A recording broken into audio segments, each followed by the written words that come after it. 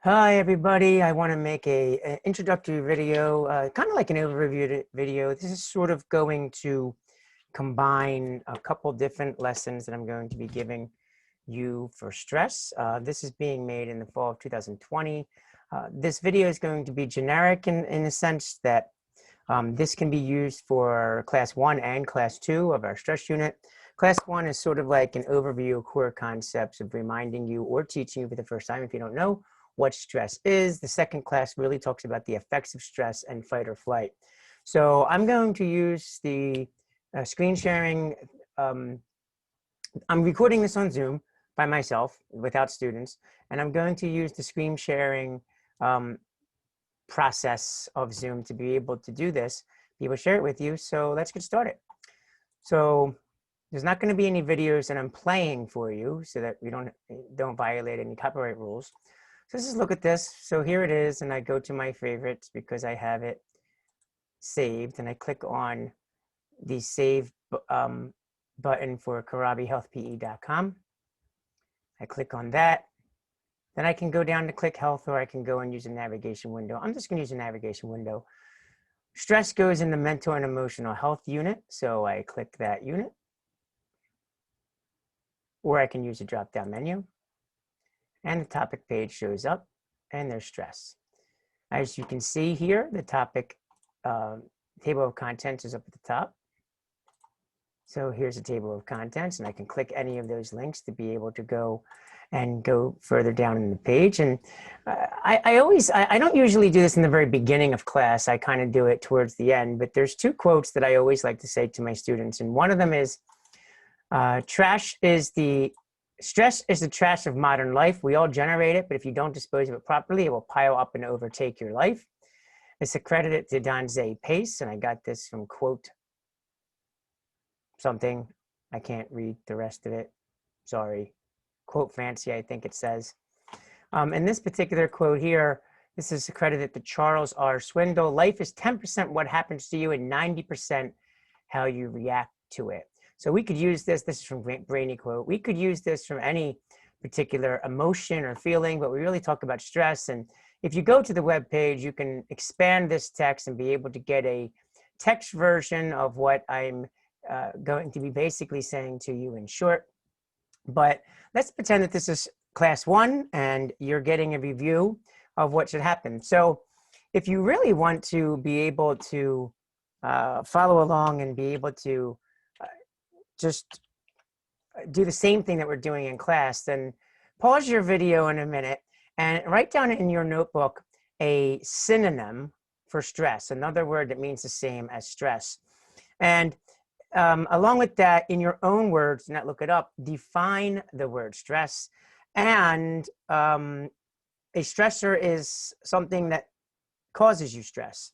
If you were in class, then there's a Google form that was posted for you on the lesson attachment.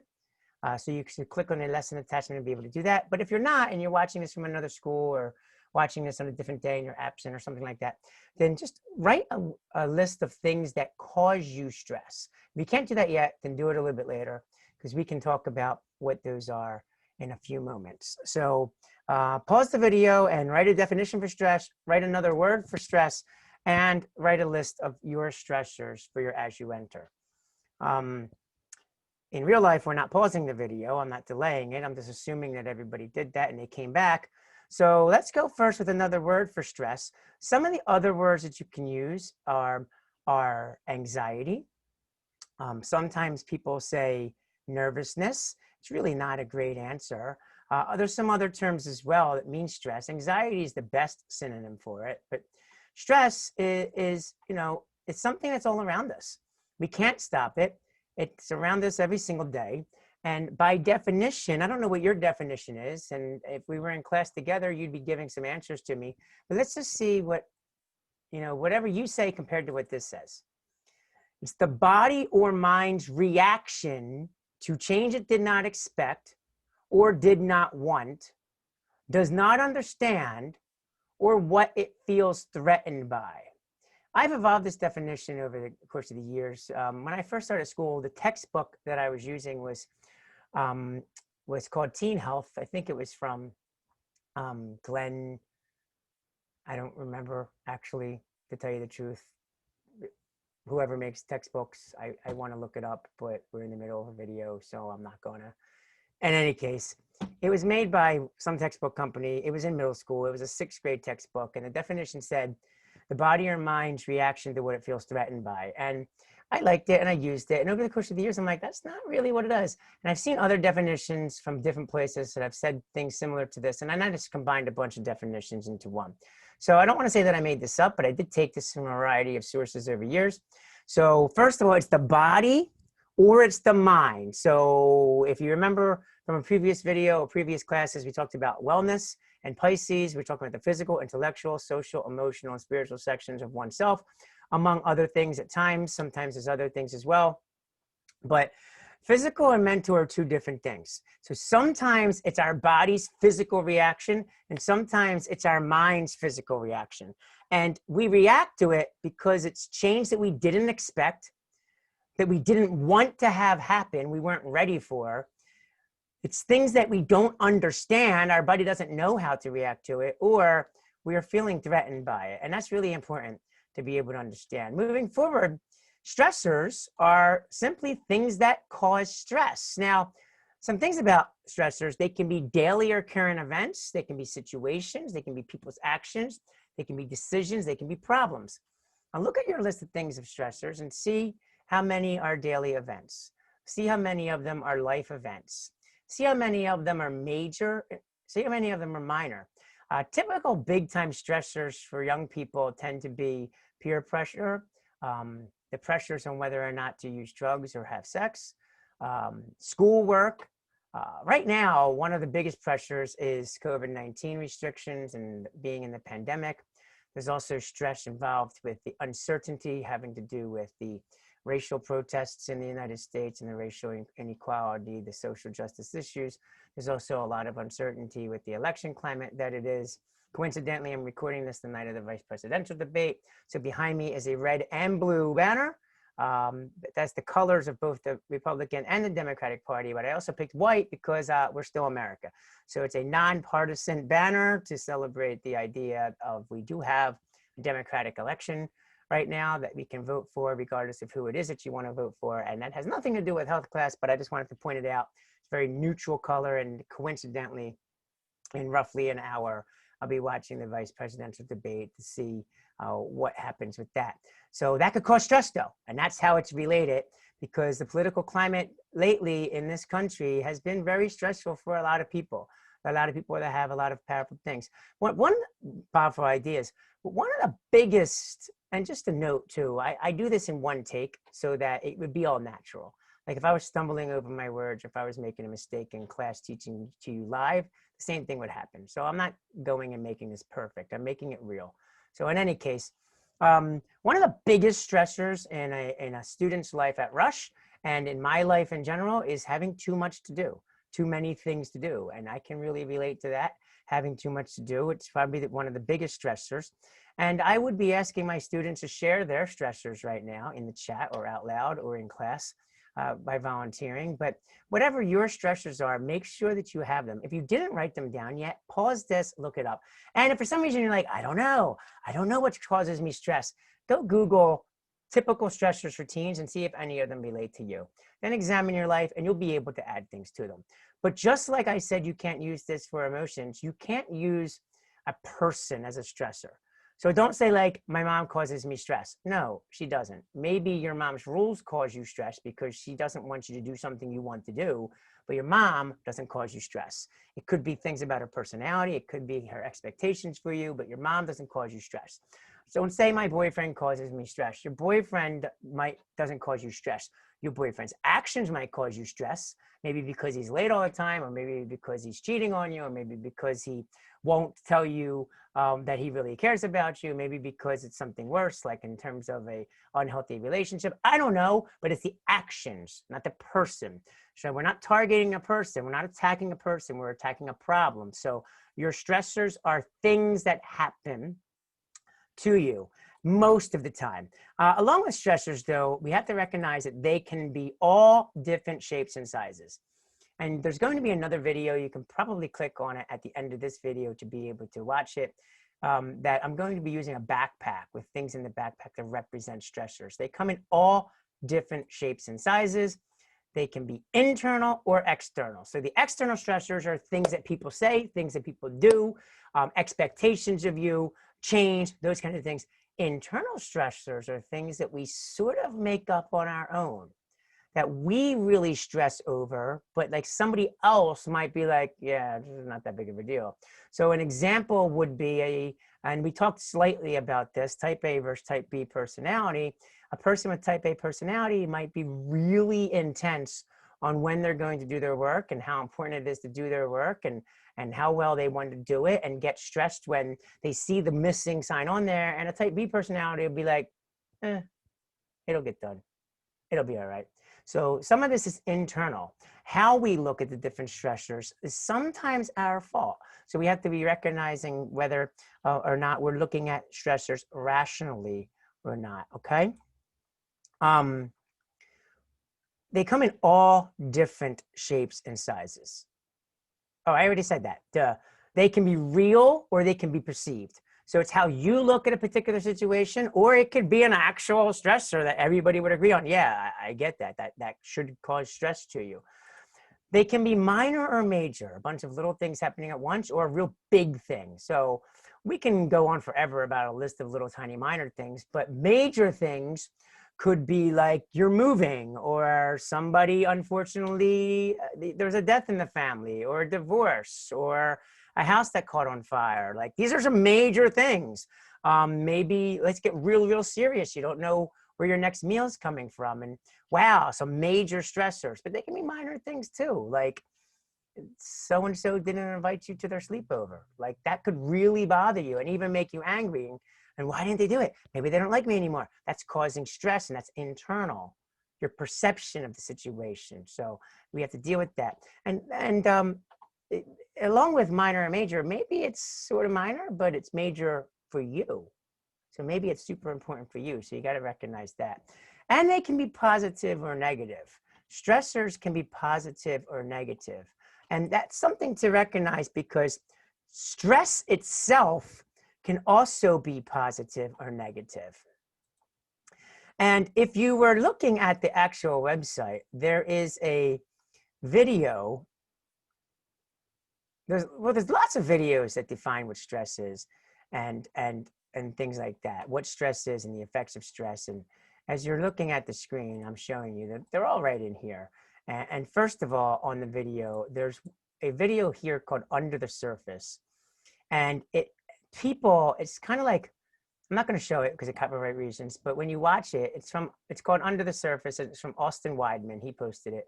And it's like you see these people and they're in school someplace, they're teachers and their students, and in some cases parents, and it shows you what they're thinking.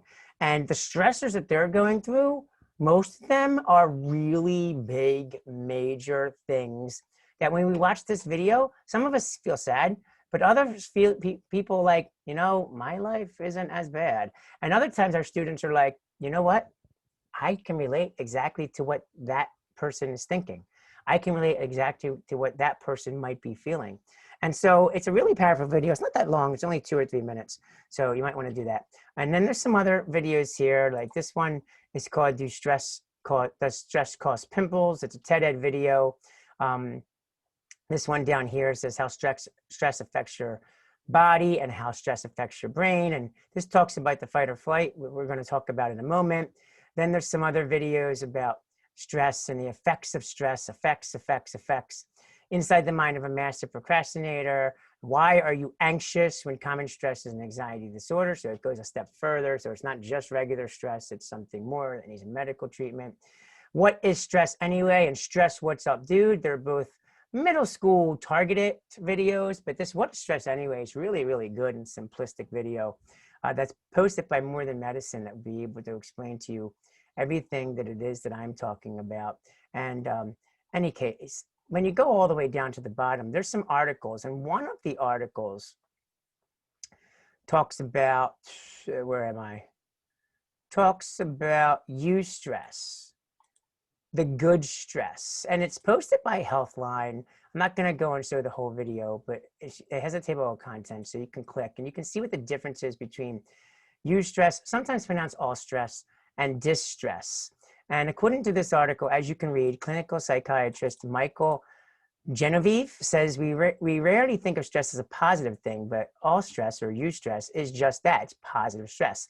And those are exciting or stressful events that cause a chemical response in the body. And here's the thing about it.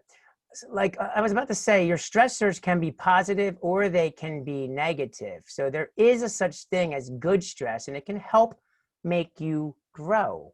And this is another article from the American Institute of Stress, The Good Stress, how eustress helps you grow.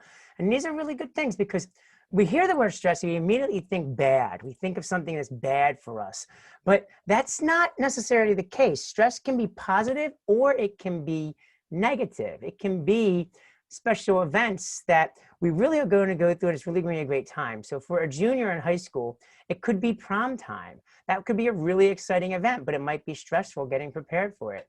For a senior, it not only could be prom, but it could be the idea of graduation. But yes, there's still anxiety involved with that. You're ending school and you're going on to another stage of your life. Like there's all these different things that are happening. So positive events like the Super Bowl, for instance, when the Eagles were playing the Patriots in the Super Bowl, a lot of people were on the edge of their chairs. Of course, they were super excited because the Eagles ended up winning, but it was back and forth the entire game. And you see a fumble or you see an interception, a lot of people have reactions to that. So different life events, whether they're external or internal, they could be good things that are happening. An upcoming wedding, for example, a new partner, boyfriend or girlfriend in a relationship, starting a new school. These are good things, but they can be stressful and they can cause different stresses. And the problem with this is, well, let's talk about what it is first. So the fight or flight response, right? It's in quotes because it's really more of a reaction than a response. And it really is an automatic reflex. And the problem with the fight or flight response, and going back to this website, there's some articles down here about the fight or flight response, but more so than that, there's a video, like I already said, it's called How Stress Affects Your Body, Fight or Flight. And also, does stress cause pimples? Both of them mention fight or flight, and it tells you what they are. And typically people go and make this determination that the fight or flight response is this primitive reaction in our brain. And they go back to the caveman days, and they always say, if you come across a saber-toothed tiger, if I was in in a classroom, I would make this silly little thing where I'd be acting like I was Elmer Fudd and I was hunting for a squirrel or something like that.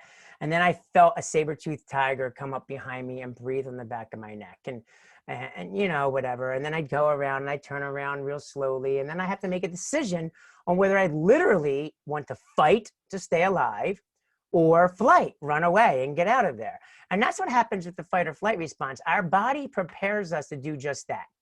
Fight and deal with the problem at hand so that we can survive or get out of the way, get out of harm's way. The problem with that is it's the brain's primitive reflex to prepare the body for either fight or flight, right? The battle, the situation, or get away. I guess I just said all this, so here it is if we want to pause it and copy it down. But the problem with all that is that it's a literal physical preparation from our body, which is the same exact reaction that your brain does no matter what the stressor is. It doesn't matter whether you're in physical danger and you actually need to get away or fight, or if you get angry. It doesn't matter if it's because you have too much to do. Your body reacts the same exact way to every stressor, no matter what.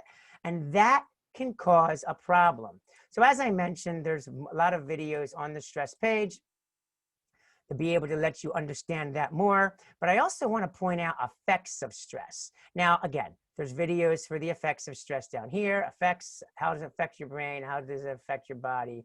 Effects, and then effects, a cause and effect. So here we go. If you go up to the handouts, there's a handout that I have called the effects of stress. If you click on it, it asks you if you want to make a copy of it. And I'm going to say yes, just for the sake of showing you how it works. You go and make the copy, and then it lists all of these effects of stress, short-term effects. So if you're watching this video and you're on class 2, did you notice how there was a pause before the fight or flight response, right after I was talking about stress? If you notice, and you're on class 2, then you should have this handout. If you don't have this handout, then go to my website and get the handout and print it out if you can, so you can write on it or make it digital. And you need to mark off all of the things that happen to you when you're dealing with stress. It's important that it's not when you're sick. It's not when something else is going on. It's just because you're nervous. It's just because you're anxious. It's just because you're feeling overwhelmed, which I guess you could use for synonyms for stress too. So what are the effects of stress? And that goes back to these things are happening because of the fight or flight response. And not controlling your stress, not managing your stress, keeps these things happening often. And if you don't manage your stress often by using stress relaxation techniques, by using stress management techniques, then what ends up happening is over time, the long-term effects of stress can include or contribute to a lot of different problems and diseases, which you can read on your own by looking at the handout. Last but not least, and we're going to spend a lot of time on these in class, but I just want to quickly put it on this video too, so that you can come back to this. What about stress management? So there's a link here, but we're also going to go down to the other side. There is a bunch of videos having to do with stress management. Disclaimer, these are not for clinically diagnosed anxiety disorders. These are just for common stress, but they can be helpful for dealing with both positive and negative stress. So we have how to manage stress as a student, which is really important. Stress management tips, that's really good.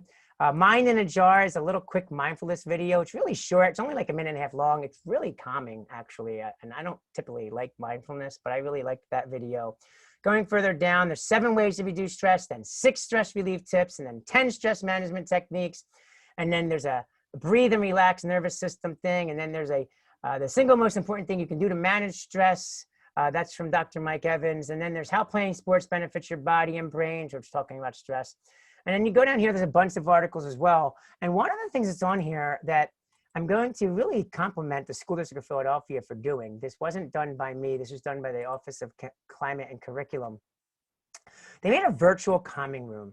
And there's different things on here like journaling and arts and coloring and visual relaxation, like that whirlpool thing I just showed you, and movement breaks and different things and puzzles. And I clicked on one of the puzzles and I put together a teddy bear puzzle. So if you go, and there's jigsaw puzzles, easy ones, brain games, word searches. So things that stimulate your mind, but that have a calming effect. Have a calming effect. So, as an example, you can just go and you can do this puzzle, and let's see how long it takes me to finish it. I don't have the sound playing, but if I had the sound playing, you could actually hear this click together. So where do we do? And we're going to click this, and okay, there we go. And this doesn't look like it can go there. Can it go there? Yeah, it can go there. And we're almost done already. And what it does is it really just gives you something that's not serious. It's not graded. It doesn't really cause you more anxiety. And I got done in 28 seconds. And it's just something to do that's calming. And so really what it's doing is what's something that can take my mind off the situation and bring me back to balance. And that's a really good thing, the virtual calming room. But also, I took the time, although there's a bunch of articles down here about self-care and about stress relaxation techniques, I compiled a master list. And here it comes. I compiled a master list of both stress relaxation and stress management techniques.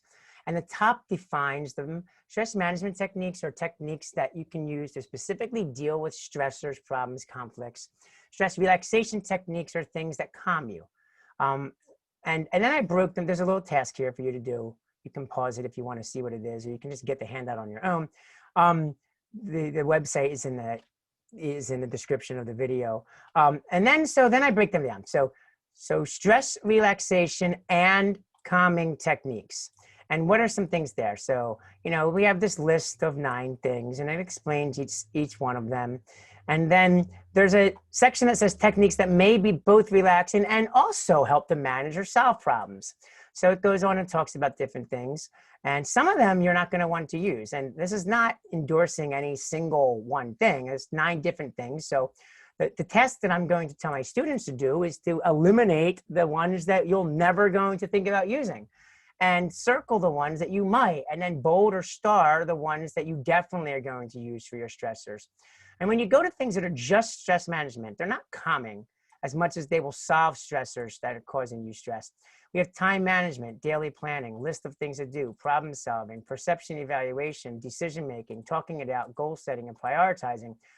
All of them will be helpful for having too much to do, which is usually the biggest stressor that young people face today. All of these could help you be able to think more clearly, or just be able to have hope with different things. Comfort object, talking about it. Object manipulation is a really good one. Prayer, mindfulness, and meditation are all kind of similar, but a little bit different. This is a public school, so we can't get in too much about prayer situation. That will only be helpful, of course, if you have a faith-based belief of some sort, but whatever. Mindfulness is really super popular since like 2018. It's sort of a combination of meditation and some of other things, including object manipulation, mental rehearsal. A lot of our artists do continual practice, being realistic, positive self-talk. These are all just life advice. Like, wow. And then the calming things about using laughter, artistic expression, do something you're enjoying, such as the stuff in the virtual calming room I just showed you. Slow, deep breathing, progressive muscle relaxation, fantasizing, guided imagery, or active release. So go in, get the handout, check the stress management thing, check at the website, read as many articles as you want to that are going to be helpful for you. Look at as many videos as you can to be able to help deal. And I realize that if you have too much to do, you're thinking to yourself, this is just giving me more to do. You're just stressing me. But one thing I said about health is that health is only going to be as beneficial to you as you make the class.